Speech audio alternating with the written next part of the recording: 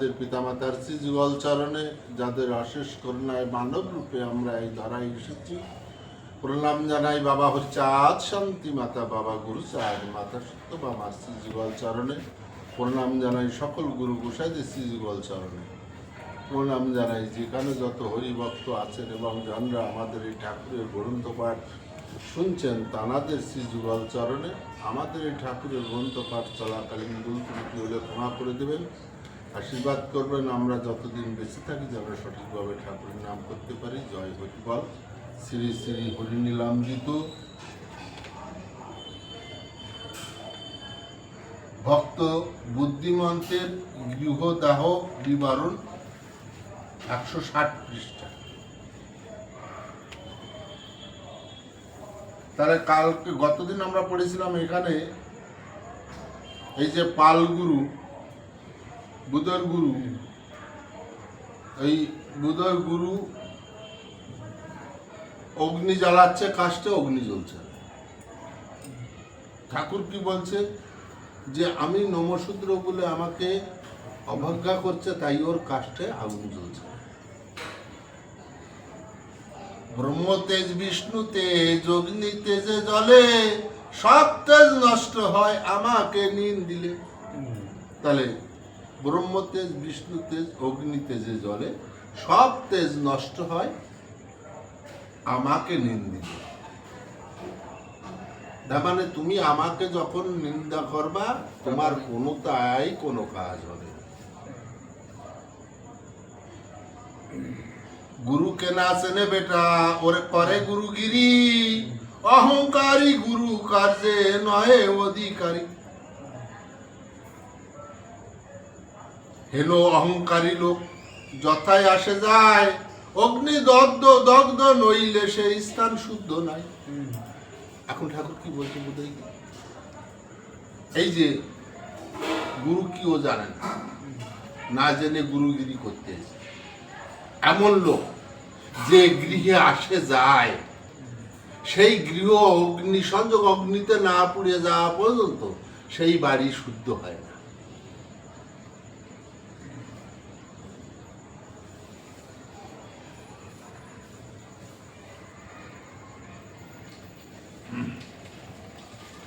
পাকান্তে করুক সেবা তাতে ক্ষতি নাই, অর্থ লোভে গুরুগিরি এমন গোসাই।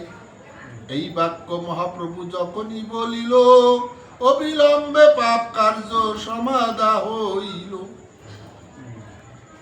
সেবায় বসিল বহু কষ্টে পাক করে, দারু রুদ্র করি সেবা করিলেন পরে। সবে বলে দারু রুদ্র করো কি কারণ, গুরু বলে না করিও ভোগ দর্শন। এখন অনেক কষ্টে তখন ঠাকুর অনুমতি দিয়েছে যে এখন যাতে এত কষ্টে তা পাক করে খাক, তাতে কোনো অসুবিধা। তা তখন কাষ্ঠে আগুন জ্বলেছে, ও পাকাদি করেছে, রান্না বান্না করেছে, করে ঘরে দরজা দিয়ে খেতে বসেছে। এখন ওই বাড়ি যারা ভক্ত ছিল তারা জিজ্ঞেস করছে তুমি দরজা বন্ধ করলে কেন? ও কি বলছে বালগুরু বলছে এই ভোগ দর্শন তোমরা করো না, তাহলে ওর খাওয়া। তাহলে কি কঠিন ব্যবস্থা ছিল এই তারক ব্রহ্ম হরিনাম। তাই তো আবার ঠাকুর হাতে কাম মুখে নাম, দুই অক্ষরে হরিবল নিয়ে জীবের উদ্ধারের জন্য এসছে। তাহলে ঠাকুরে আসার কোনো প্রয়োজন ছিল না। ঠাকুর দেখলো এ যা কাজ, এতে হবে না, এই জীবের উদ্ধার করতে গেলে এই সহজ নাম নিয়ে আমাকে যেতে হবে।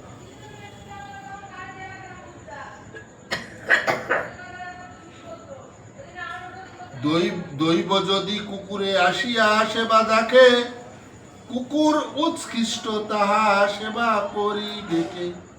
বিশেষত শ্রীকৃষ্ণ নৈবেদ্য তাহা নয়, প্রসাদ না হলে অন্য বৈষ্ণবে কি খায়।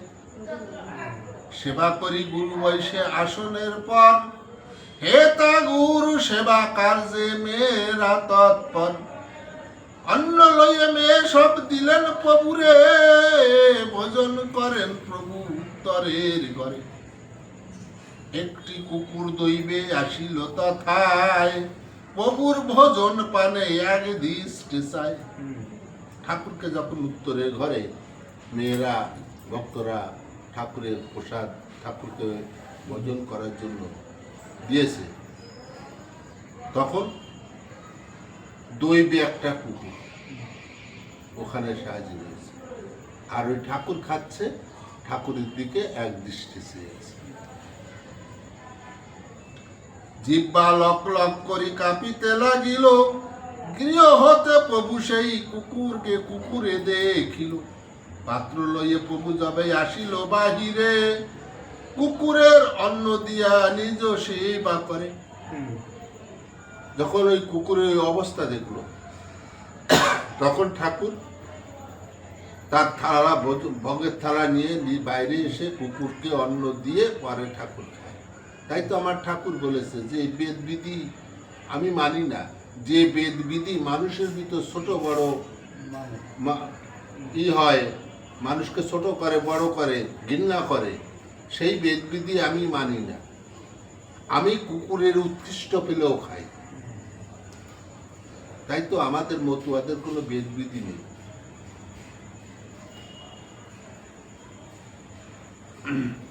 বালগুরু তাহা দেখি করে হায় হায়, কিসের ঠাকুর ওই কুকুরে খাওয়ায়।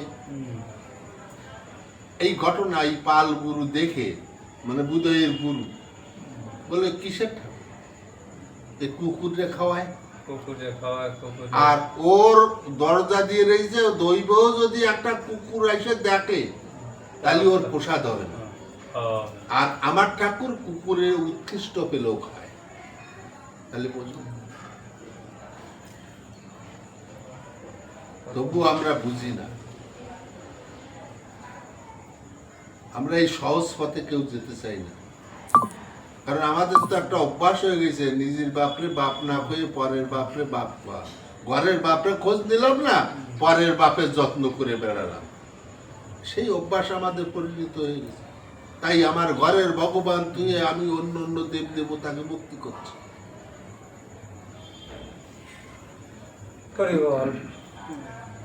হারে সোরা হারে বুধ কাণ্ড জ্ঞান নাই, এ ঠাকুরকে লইয়ে তোদের বড়াই।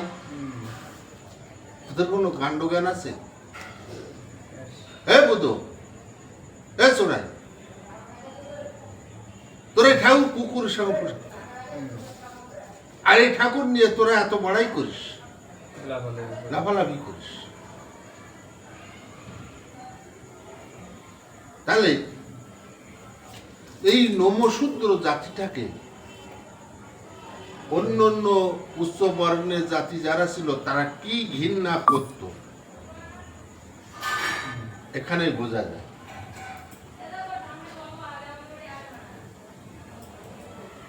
আজকে সেই একটা উচ্চ জাতির যারা আমাদের বিগত দিনে মন্দিরে ঢোকার অধিকার দেয়নি, লেখাপড়া চাকরি কোনো কিছুর অধিকার দেয়নি।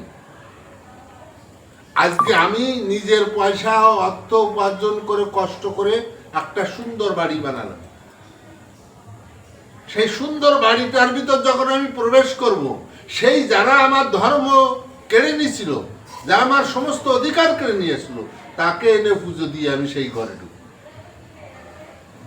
অথচ আমার ঘরে বাবা মা আছে, আমি তাদের পুজো করে ঘরে ঢুকি। তাহলে আমরা কোন মানুষ এটা তুমি বোঝো? হরি বল, জয় হরি বল, কাকা দিয়ে